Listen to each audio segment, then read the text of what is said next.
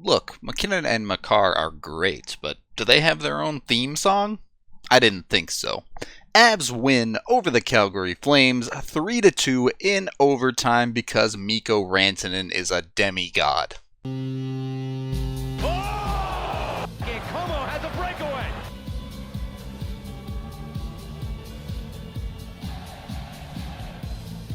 The Avs take a 3-1 lead in the series, and today, the day after the game, I can say that game was extremely fun.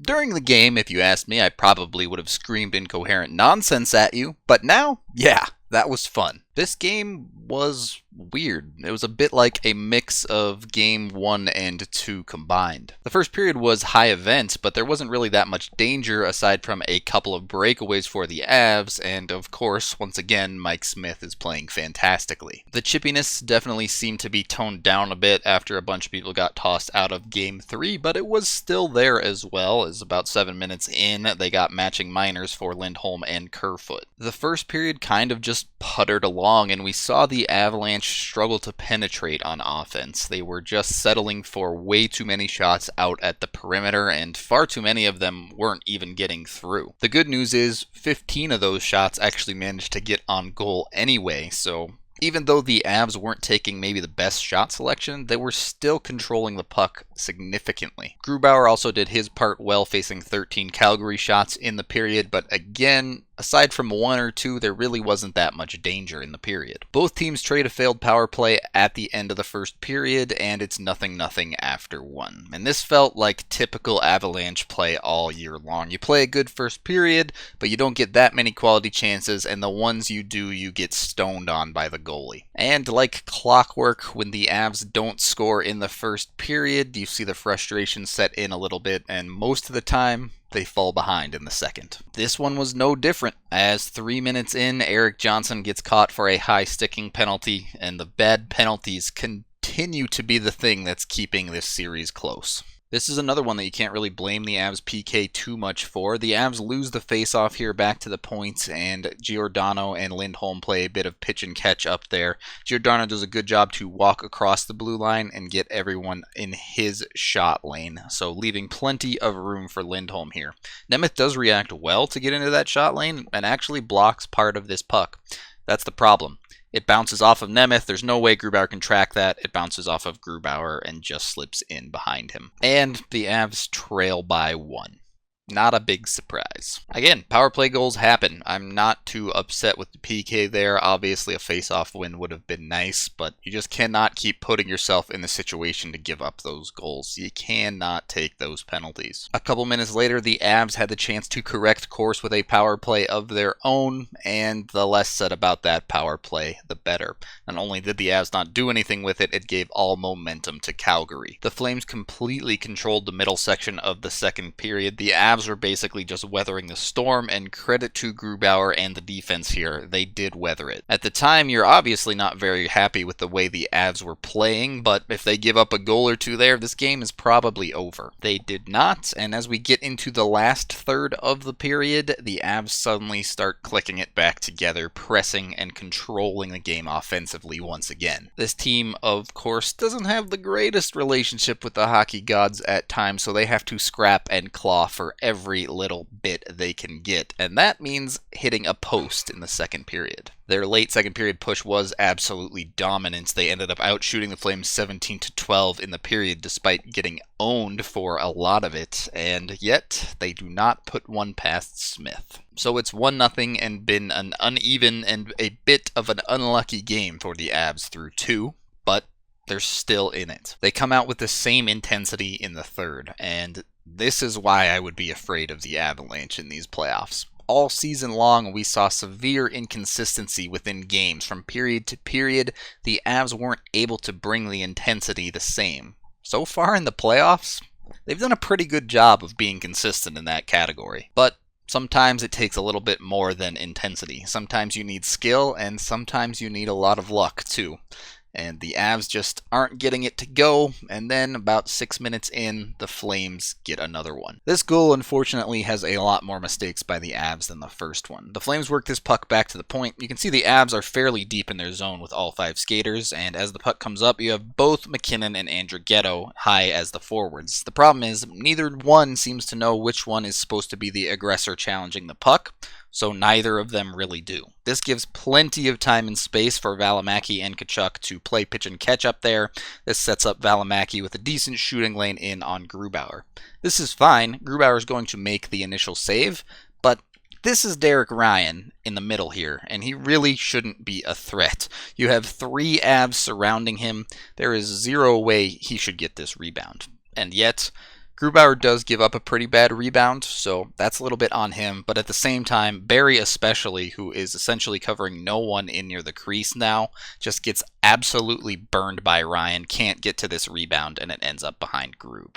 It's kind of weird how the Avs' defensive and offensive struggles mirror each other. When the Avs get caught flat-footed, not moving their feet, and the entire system becomes stationary, they don't get to many pucks on either end. So things were looking pretty bleak after that goal. I was gearing up thinking this series is 2-2 and we're in a dogfight now. JT Compher had other ideas though. Hello, is this 877 Goals Now? Yes, I'd like to order 1 playoff goal, please. Just over a minute after the Flames made it 2-0, the Avs dump the puck in here and it rims around the boards. A very nice pinch by Eric Johnson keeps this play going on the far side. That allows Matt Nieto to collect it in below the goal line. Nieto makes a fantastic play to get this to Calvert, who's sliding into the slot here. Mike Smith does Mike Smith things on the Calvert shot and makes a ridiculous save, but he's not able to control the rebound. And you can see Compher already realizing what's going on. He is full steam onto the near side of the slot here, and wouldn't you know it, he gets rewarded. The puck comes to him, he takes his time and puts it upstairs. Not sure if you guys knew this, but the Avs aren't a one-line team. They just lack a second line. They have a first line and 3 third lines, basically. Just when you think you're out, the Avs pull you right back in. By the way, Compher has 3 points in this series so far. That's pretty strong. The only players with more on the Avs are 2 bums named McKinnon and Rantanen, and one of the guys that got an assist on this goal, Nieto, with 4 points. So that line seems to be working. With 12 minutes to play and it's a 1-goal game, here we go again. And the Avs are the better team here. They just look flat out better than the Flames, and that is awesome. It doesn't matter how good you look, though, if you can't put the puck in the back of the net, and at 5-on-5, it just was not happening for the Avs. As time's winding down, I'm looking at the stat sheet, and the Avs are 0 for 2 on the power play for the Flames 1 for 2, and I'm thinking, not again. It cannot be special teams again. I don't want to have to rant about it again. Now, I'm not sure exactly how I opened up a direct line to the hockey gods, but if I could figure out how to repeat that, we might win a lot of games.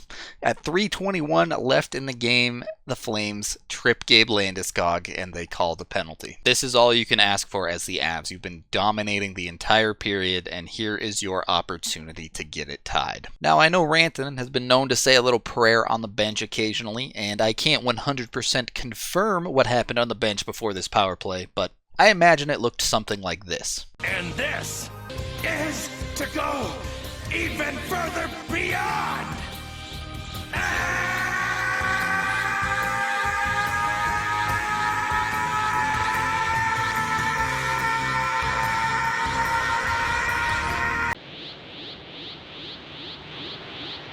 If you aren't a DBZ fan, this means Rantanen just activated God mode. Avs on the power play here. Rantanen has it up high. He's going to feed it off to McKinnon, and McKinnon and Barry are going to do their thing, playing pitch and catch up at the perimeter. But pay attention to where Rantanen goes here. He cuts through the middle and gets to the front of the net.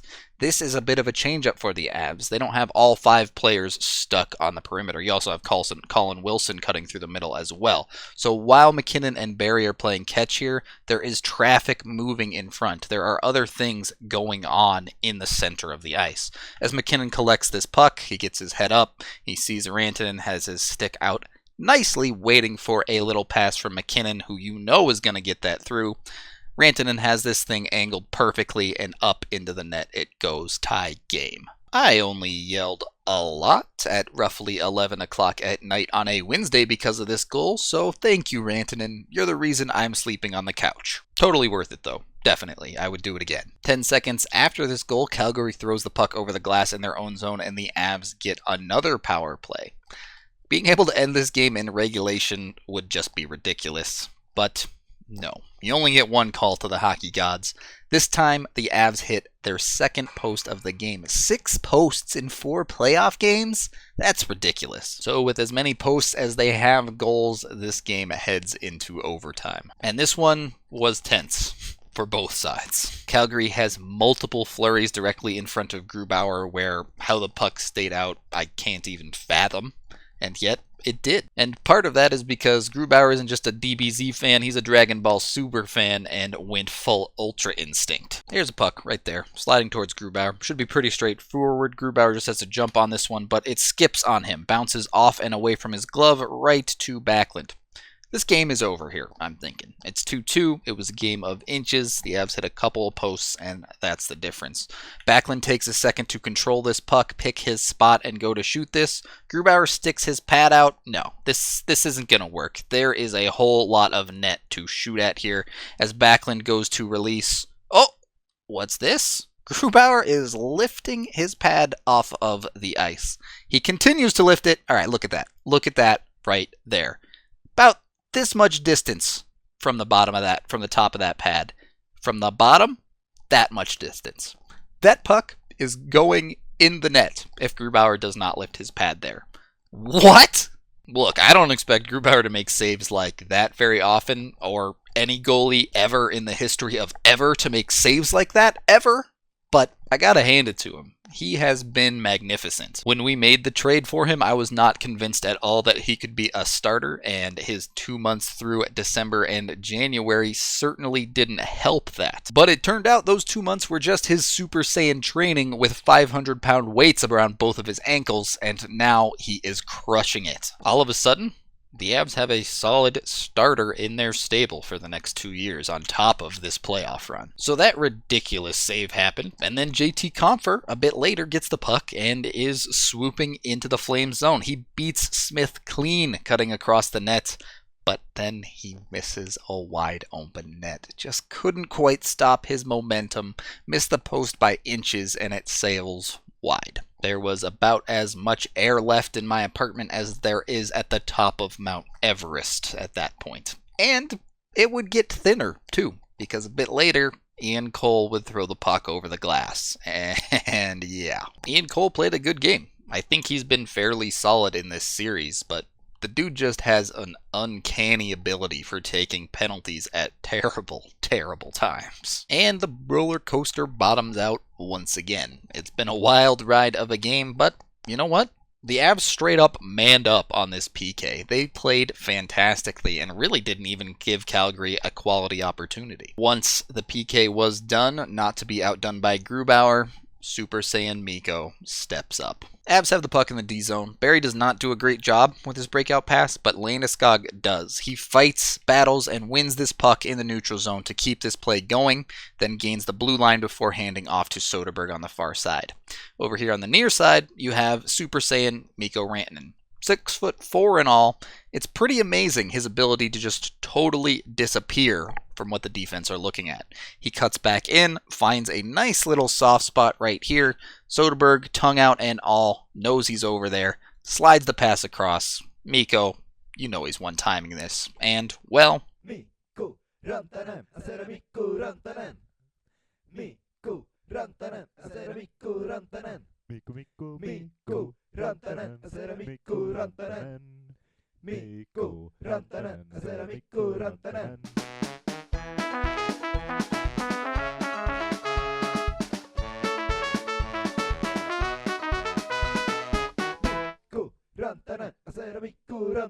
Mikko's power is so strong, he sends the entire Pepsi Center into Super Saiyan mode. For a guy who was injured leading up to this series, he has a pretty casual 6 points in 4 playoff games, huh? By the way, he's also a point per game in the playoffs in his career, as is McKinnon. McKinnon actually well over a point per game.